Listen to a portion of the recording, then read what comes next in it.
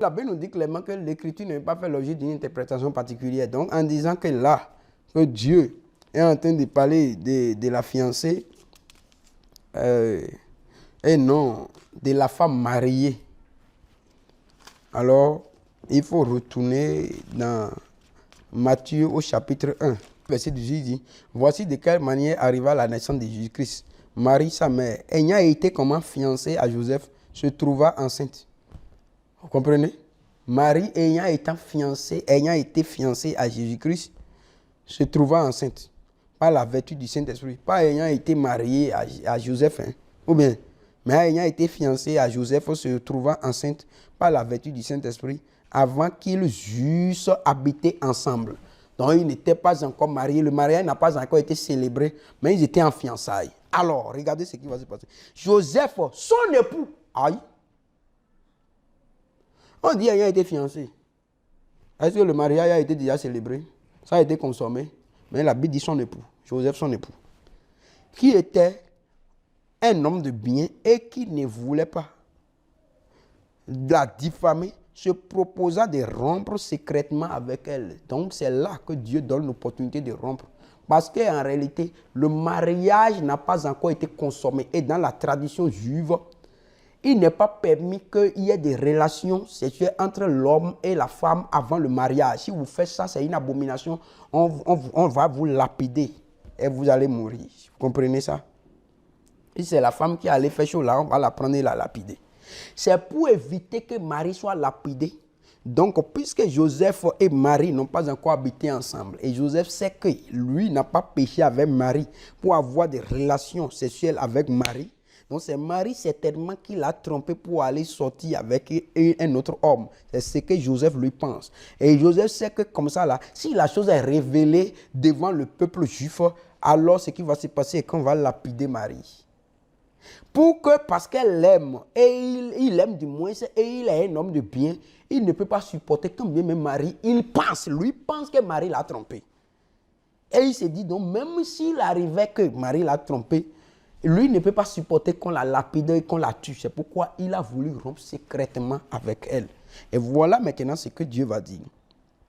Donc, le Seigneur va dire son époux. D'abord, il dit son époux.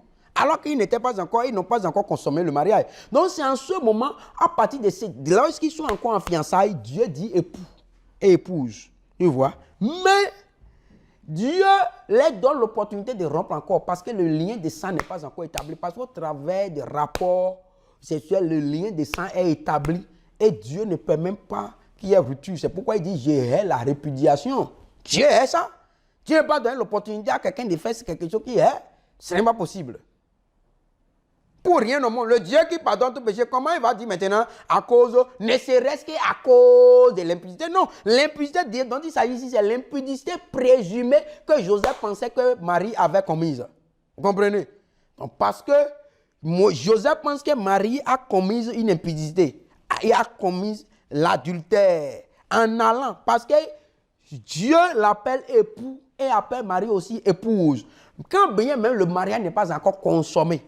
Donc c'est comme quand tu vas acheter, par exemple, igname pilé au bord de la voie avec la sauce, c'est déjà ta propriété ou bien. Mais ce n'est pas parce que c'est acheté que c'est déjà consommé. Tant que ce n'est pas consommé, là, ton ventre, même si l'appétit est là, ça ne fait rien dans ton ventre encore. C'est pas ça? Donc ce n'est pas encore consommé, mais c'est quand même ta nourriture. Vrai ou faux? C'est la même chose. Quand on avait fiancé là, c'est que c'est déjà, la transaction est déjà conclue. Seulement que la condition pour que tu puisses consommer ça n'est pas encore, il reste une étape. C'est tout. C'est pas ça. C'est la même chose ici. Alors, dans le verset 20 maintenant, regarde, il dit, il ne voulait et qui ne voulait pas la diffamer. Parce que s'il dit devant tout le monde comme ça, il va diffamer Marie. Parce que quand on dit diffamer, ça veut dire que lui pense que Marie est allée tricher. Tu vois, non? Donc, il a commis l'adultère. Donc, il a voulu rompre avec elle.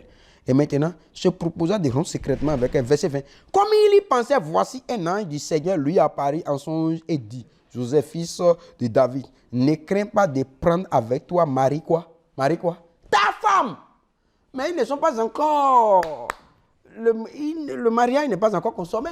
Mais Dieu dit ta femme. Alors qu'en haut, il dit, ayant été fiancé à Joseph, ils sont encore en fiançailles. Tu comprends? Ils sont encore en fiançailles. C'est pourquoi d'ailleurs même, le fait que Marie... Attends, on dit que une femme mariée n'est pas tombée enceinte, on va lui demander, tu as trouvé la grossesse où?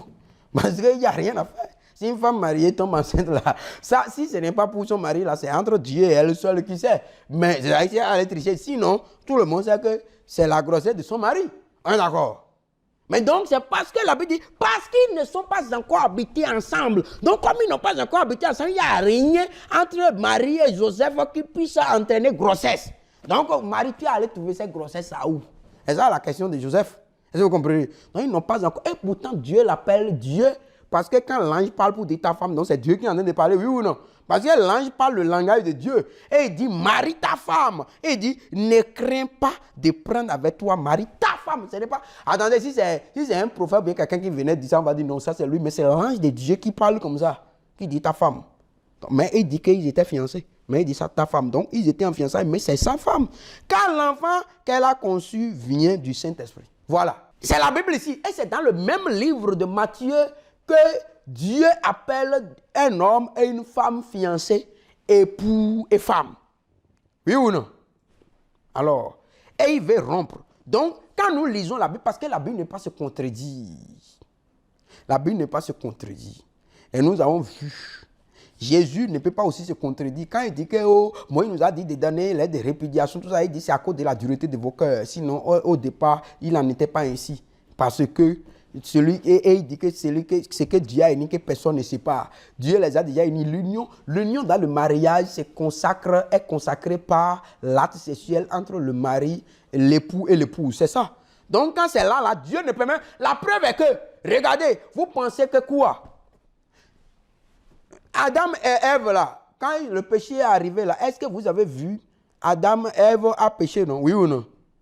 Ève est allée discuter avec Satan jusqu'à où était Adam. On peut dire que mais Adam pouvait dire mais attends, qu'est-ce qu'il y a entre le serpent et toi jusqu'à ce que vous avez discuté comme ça, tout ça là? Ou bien après Adam a dit c'est la femme que... Alors non, Dieu, moi j'étais tranquille. Quand tu m'as créé seul là, il n'y avait aucun problème, je t'obéissais. Jusqu'au jour où je ne sais pas quelle mouche t'a piqué, tu es allé créer quelque chose que tu as mis à côté de moi qui s'appelle femme. C'est elle qui m'a entraîné dans ça. Et il dit c'est la femme que tu as mise à côté de moi. Aïe. Dieu pouvait dire, si c'est comme ça, là, je vous sépare. Ou bien, tu as séparé? Rien. Il n'y a rien qui puisse, ce n'est pas possible. Donc, il n'y a aucun péché. Lorsqu'il y a mari et femme, le mariage est consommé. Alors, le Dieu qui a dit de pardonner, est-ce que Dieu a dit, ce même Dieu qui a dit de pardonner là, il a dit, soyez comme, il dit, soyez parfaits comme votre Père Céleste est parfait. Est-ce qu'il y a un seul péché que Dieu a dit qu'il ne veut pas pardonner? Et le même Dieu, le même Jésus dit, si vous ne pardonnez pas, votre Père Céleste ne vous pardonnera pas. Oui ou non? Maintenant, alors, le seul péché que nous voyons que Dieu a dit qu'il ne pardonne pas, c'est quoi? C'est le péché contre le Saint-Esprit et non l'adultère. Oui ou non? Alors, si le Dieu l'a dit que si tu ne pardonnes pas ton prochain, que lui-même ne va pas te pardonner, alors, comment il va définir maintenant le péché? Il va définir l'adultère parce qu'il dit que sauf pour adultère, vous pensez que sauf pour adultère là, c'est l'adultère de l'homme, de la femme mariée avec l'homme marié. Ils vivent déjà la vie du marital, ils se sont déjà connus, tout ça là. Si tu penses que c'est de ça là, il s'agit là, mais tu es dans l'erreur parce que le seul Dieu là, ça veut dire que s'il dit que tu peux répudier, ça veut dire que tu ne veux pas pardonner ça. Oui ou non? Parce que si tu pardonnes là, vous êtes déjà ensemble, vous avez fait ça là, donc tu vas prendre ta femme. Oui ou non? Hein, prier pour lui, tout ça là. Mais ce n'est pas quelque chose qui est souhaitable. Mais est-ce a dit que Dieu dit que tu as la latitude maintenant? Non. Dieu pardonne, non. Si Dieu pardonne, non, toi-même tu dois pardonner. Si tu ne pardonnes pas, mon Dieu dit que si tu ne pardonnes pas, toi aussi, là, ça ne te sera pas pardonné. C'est clair. Donc Dieu ne peut pas se contredire.